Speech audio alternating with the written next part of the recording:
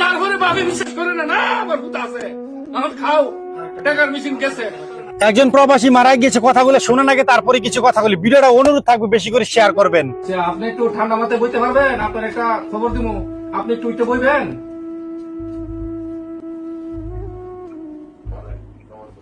আপনি সুস্থ আছেন? খবরটা দিলে সহ্য করতে পারবেন?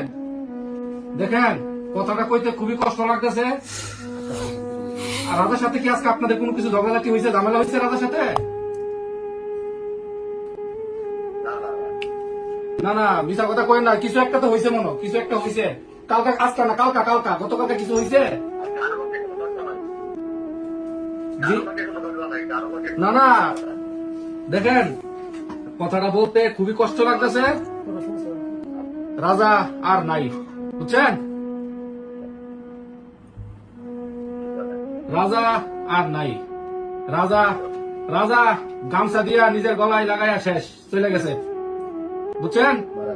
রাজা মারা গেছে, নিজের জীবন নিজে জ্বালাইছে, বুঝছেন নি?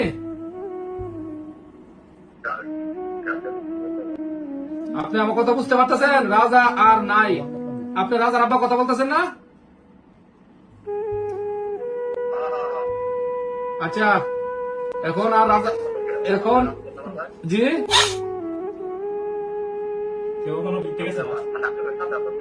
না না, আমরা সাথে আসছিল না যে আমরা কাজ করতে হিয়ানের মধ্যে গলার মধ্যে গামছা দিয়া শেষ, বুঝছেন? আজকে আজকে কখন কটার সময়, সম্ভবত সকালে হইতে পারে, দুপুরে হইতে পারে, আমরা জানতে পারছি বিকালে, বুঝছেন?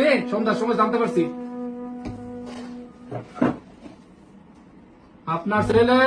আপনার ছেলে বিদেশের মধ্যে মারা গেছে, এখন বুঝতে পারছেন? বাপের ফোন দিলাম, বাপের ফিলিংস নাই, আমরা রুমও কান্দাকাটি করতেছি, বুঝছেন? পারিবারিক ঝামেলা, কারণে এই সিটটার ভিতরে থেকে গেছে, এই সিটটা থেকে গেছে, বুঝছেন? আর কি কইতাম ভাই, এই সিটটার ভিতরে থাকিয়া 15 দিন আগে সিটটার ভিতরে থেকে গেছে ফুলাটারে।